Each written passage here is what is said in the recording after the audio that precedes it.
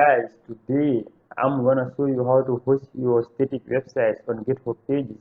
So if you have a static website, a website that only contains HTML, CSS and JavaScript, and then you really want to host this on the internet so that everyone can have access to it, I'm actually gonna walk you through the steps in achieving that. So first of all, what is GitHub pages? GitHub pages is a free service that is being offered by GitHub. It's completely free. You do not need to subscribe or buy in order to use GitHub pages. In fact, I use GitHub pages to host all of my HTML, CSS, and JavaScript projects. So let's get started and see how it works. So this is the folder here that contains the files of this site that I'm actually gonna upload to GitHub. So if I go back to Visual Studio Code, this is actually the code for the site, and then if I visit this site again, this is the website here. So as you can see by the URL here, it's currently stored on my computer. So what I'm gonna do is I'm gonna upload these codes. I'm gonna host this website on GitHub so that everyone can access it by just sharing the link to the particular site. So how to do that?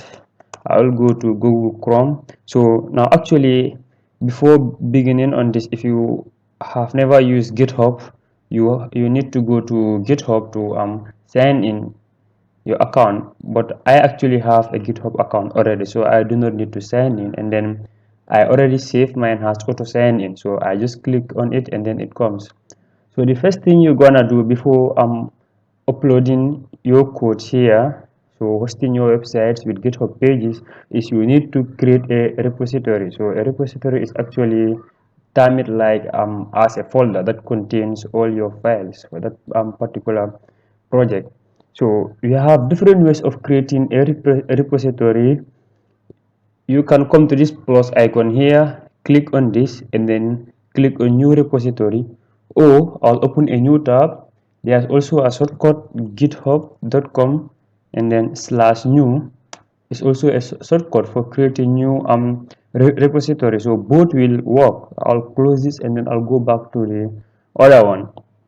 So this, we need to give our repository a name. So I'll give this a name of Skytech. Yeah. So the description is actually optional. um I'll actually put a description. This is the website for Skytech solutions. Yeah. So public, now as you can see by the name public, if you want anyone on the internet can see this repository, or private, you choose who can see and commit to this repository. So I'll go with the public default. And then a readme file is also optional. You can use it to add long description for your projects. And then so skip this one. For a license, it's actually also not that really useful for just GitHub pages, but it can be useful when committing on projects or other important stuff. For the license, tell others what they can actually do with your code. So the do's and don'ts. I actually go with the MIT license. So you can choose on that. So after everything is set up, so click on create repository. So as you can see now, here now the repository is already created, so we need to add the files. So the readme is here. This is the name of the repository we give it, and this is the description. The license is also here. It's not that really necessary in our this case. So what we need to do next is to upload now our code here to this particular repository. So and then so that later we can use GitHub pages to host this on the internet. So what we need to do is we have to upload files. So first thing I'm gonna do is I'm gonna go back to the folder. This is the folder here. I will right click on the folder and then I will copy the folder here. So I will go back, add file, and then upload files. So this will bring me to this particular drag item here where I need to click on this choose files. So you can also toggle between this. You can scroll to see your folder, but I have already copied mine, so I will paste it, control V, the shortcut control V, and then I will say open file. So as you can see, basically I only have two files here, HTML and CSS. So and then I will click on open. After highlighting everything, I'll click on open.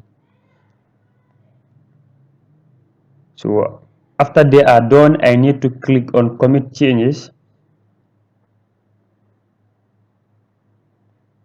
So good. Now the files are already stored in our GitHub. Now anyone can access it as long as you set your repository to be public.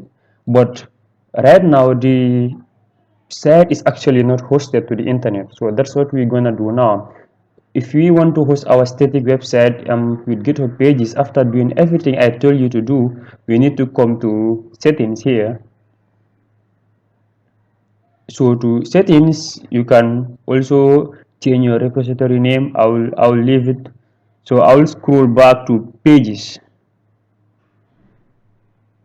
So you have a bunch of options here, but one important one that we really need to change is here. So branch, we need to set this the branch to main. So and then we click on save. So the repository is being updated. It's being hosted rather. So as you can see, this was 3 minutes to go. So at times GitHub pages also takes time, so you have to be patient, or sometimes you need to reload this. You need to click on this SkyTech or reload the page in general. So after clicking on that, you can come back to settings here and then back to pages. So now as you can see, your site is live at, so this is the particular URL. So if I want to visit, I need to click on visit site. So as you can see now, our website is actually hosted here. So this is a static website. We can also visit this by the URL.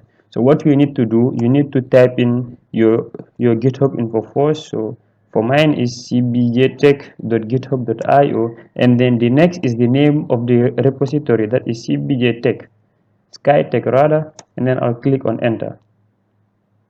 So as you can see, we have the same here. It's hosted now with GitHub pages. So this is about the hosting about GitHub pages.